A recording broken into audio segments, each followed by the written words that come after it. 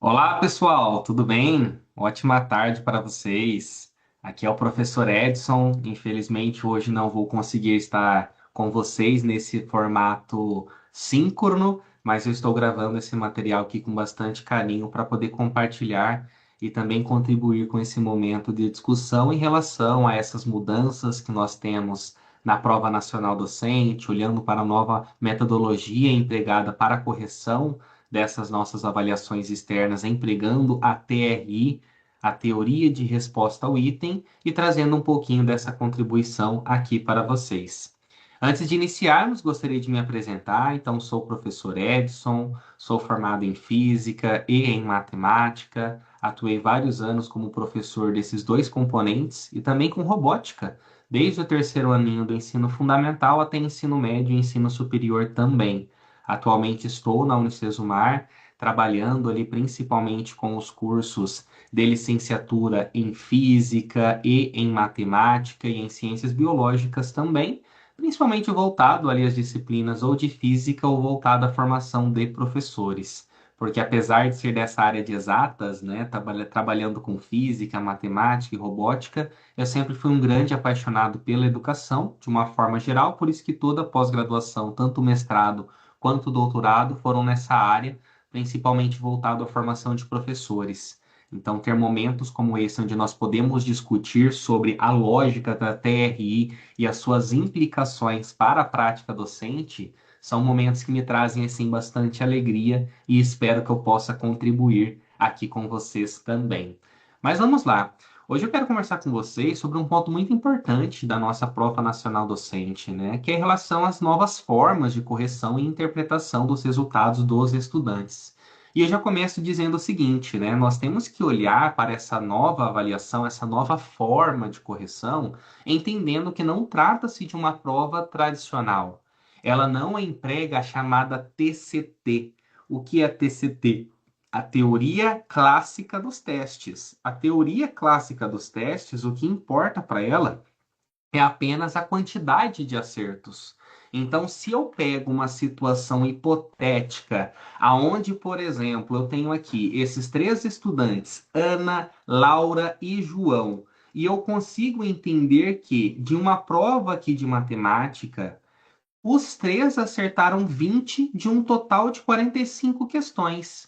Se eu olho pela TCT, tanto Ana quanto Laura quanto João teriam a mesma nota. Por quê? Porque basta eu transformar isso em uma relação percentual que chega numa nota final simples que mostra qual que é a pontuação de cada um deles. Nesse caso, inclusive, o cálculo está bem facinho ali de ser feito, né? Bastaria eu pegar a quantidade de acertos de cada um deles, que é 20, dividir pelo total de questões, multiplicando por 100, eu tenho que a nota dele seria de 44 pontos para cada um, independentemente da forma como foi feito esse acerto. Aqui eu posso perceber que alguns acertaram algumas questões, algumas em comum, algumas diferentes, mas pela TCT eu tenho a mesma pontuação para todos. Mas a nova lógica de correção ela é muito mais sofisticada do que isso, mais técnica e principalmente mais próxima das grandes avaliações nacionais e internacionais.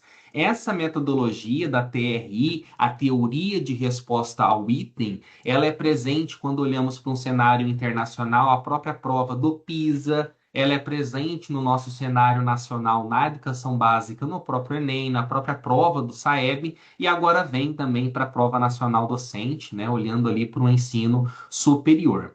Então, as questões objetivas, é muito importante a gente entender que a mudança, quando nós olhamos para essa prova, ela não está apenas na estrutura da avaliação em si, mas como o desempenho de fato ele é calculado. As questões objetivas que são feitas a correção por meio da TRI, nós temos que, mesmo que estudantes tenham a mesma quantidade de acerto, eles podem ter pontuação completamente diferentes. Por exemplo, aqui desses três alunos, qual deles vocês acham que teve a maior pontuação? Perceba que aqui eu tenho uma ordenação que vai trazendo níveis de questões que estão em um nível mais baixo de dificuldade, que perpassa por um nível intermediário e que vai até um nível mais avançado de dificuldade.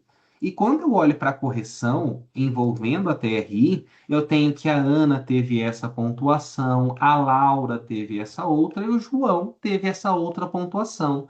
E como que isso é possível?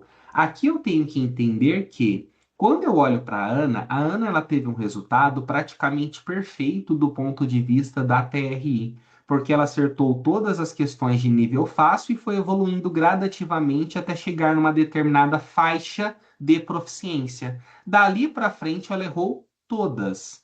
Quando eu olho para o João, ele já teve um comportamento mais comum do que realmente acontece para bons alunos que se dedicam para as avaliações. Ele acertou predominantemente as questões de nível fácil, foi avançando até um determinado nível intermediário. E de nível intermediário para difícil, ele predominantemente errou as questões. Ah, mas professor Edson, como que eu posso ter então esse aluno que, mesmo ele tendo uma proficiência nessa faixa, ele acabou errando algumas questões de nível fácil? Aqui, muitas coisas podem ter acontecido. Pode ter um distrator muito significativo, como alternativa que fez com que ele errasse uma fácil, passou errado no gabarito, teve um desvio de atenção. E como que ele pode acertar algumas questões que ele não dominava o nível de TRI daquela questão? Bom, como ele não sabia, o que que ele fez? Ele chutou. E nesse chute ele também pode acabar tendo acertado também. Agora, um ponto importante de eu entender é que quando eu olho para esse comportamento da Laura, é um comportamento muito estranho, muito suspeito, digamos assim. Ela acertou todas as questões de nível médio para difícil, mas errou todas as questões fáceis? Como que isso é possível?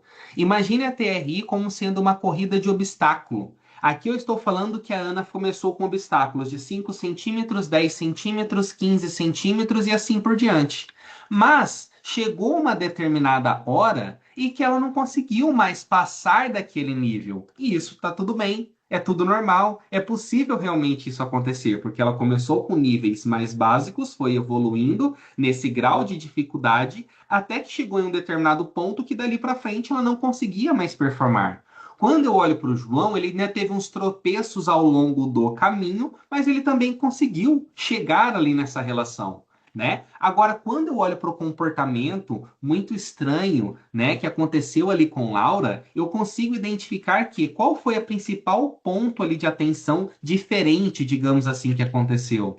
Eu estou falando que é uma aluna que ela consegue acertar tudo de nível complexo, médio até altamente difícil, mas ela não dá conta de acertar as questões mais básicas.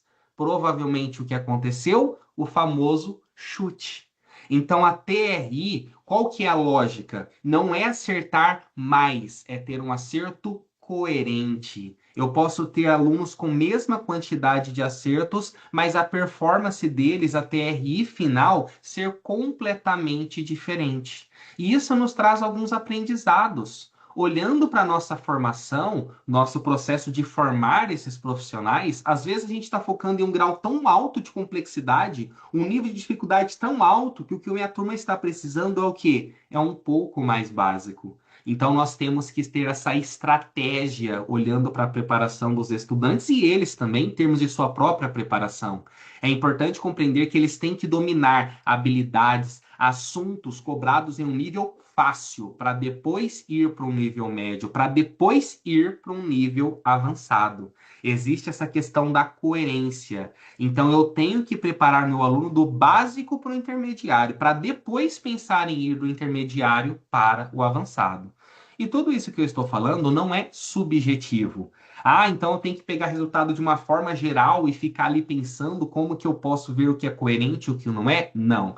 A TRI ela trabalha com um conjunto de modelos matemáticos probabilísticos e que eles representam a probabilidade de uma resposta correta como sendo um item como uma função dos parâmetros do próprio item da habilidade do estudante. E quais são esses parâmetros envolvidos aqui? Esse parâmetro A, o B e o C são os parâmetros da discriminação, da dificuldade e do acerto casual. Então, o parâmetro de dificuldade, o que ele nos mostra? O nível de exigência da questão. Então, quando eu olho para onde que essa dificuldade desse item está alocado em uma faixa de proficiência, beleza, eu estou trazendo o grau de dificuldade dele. Mas além do grau de dificuldade, eu também preciso me preocupar com a discriminação e o acerto casual, que são os índices que as próprias avaliações externas ali apresentam para nós depois que são processados esses dados psicométricos. O que é o parâmetro da discriminação? É o poder que cada item tem de separar aqueles que dominam daqueles que não dominam a habilidade avaliada naquele item. E o acerto casual, que é a probabilidade de um participante acertar a questão sem dominar a habilidade. E isso é o famoso chute. Então, novamente, não basta somente acertar, tem que acertar melhor. Então, se um participante acerta itens muito difíceis, mas erra itens muito fáceis, o sistema pode interpretar esse padrão com bastante cautela. Ah, tem algo estranho acontecendo. Já um participante que ele apresenta um percurso mais coerente, acertando itens compatíveis com seu nível de proficiência, tende a ter uma estimativa muito mais consistente. Então, esse é um ponto muito, muito, muito bacana quando a gente olha, né, para essas características. Então, quando a gente fala para analisar sobre essas novas formas de correção da prova nacional docente, nós estamos falando de três movimentos muito importantes, né? Essa correção objetiva pela TRI, tem também a questão discursiva por critérios e essa interpretação do resultado por níveis de desempenho. E isso influencia muito esse nosso processo de preparação. Eu não tenho que olhar para o meu aluno e ensinar ele apenas ver quantas questões eu acertei, e sim que tipo de conhecimento eu demonstrei, quais habilidades eu fui consistente e o que o meu desempenho mostra em termos de domínio real da docência. Então, esse é um ponto muito importante, até olhando para alguns critérios, algumas estratégias de resolução de prova. O aluno ele não pode começar a fazer essa prova da ordem que aparece. Primeira questão 1, depois a 2, depois a 3. Porque a ordem das questões ela é randomizada no caderno do participante. E ele tem que fazer uma leitura superficial. Se ele faz a leitura do item e ele pensa, eu sei fazer e é rápido, eu tenho certeza, faz. Porque há uma grande chance desse item para o sujeito ser um item fácil. Quando ele faz a leitura do próximo e ele pensa, bom, eu sei fazer, mas vai levar bastante tempo, o que que ele tem que fazer? Pular, marca um Mzinho e vai para a próxima. Garanta na primeira varredura que ele fez todas as questões que ele interpreta como sendo fácil. E aquelas que ele faz a leitura e pensa, meu Deus, não sei nem por onde começa. Há uma grande chance de ser nível difícil. Marca o Dzinho e continua sua varredura. A primeira varredura eu fiz todas as que para mim são fáceis. O que eu faço na minha segunda leitura, na minha segunda varredura? Foco naquelas que eu marquei de nível médio, para no final eu me preocupar com as questões de nível difícil. A prova não tem tanto tempo assim. Não vai dar para o aluno se dedicar tanto tempo, com tanta qualidade para cada questão. Ah, mas essa é difícil, mas eu sei que eu consigo fazer. Aí ele vai lá e demora 20 minutos num item e acaba deixando pouco tempo para algumas fáceis, que é o que vai sustentar a sua pontuação do ponto de vista da TRI.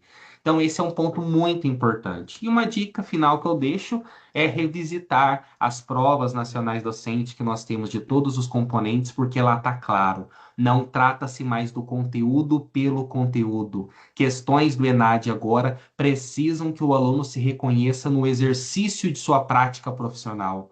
Um professor vai demonstrar que ele domina o conteúdo de conjuntos, de sistemas de equações, não resolvendo sistemas de equações, mas ele estando diante de uma situação onde, por exemplo, um aluno faz uma resolução e a partir desse processo de resolução que está incorreta, o professor tem que ter o domínio conceitual para identificar o erro, mas também o domínio pedagógico para entender qual que seria um possível caminho que qualifica esse erro do estudante e que pode fazer uma intervenção pedagógica contribuindo para a sua aprendizagem também.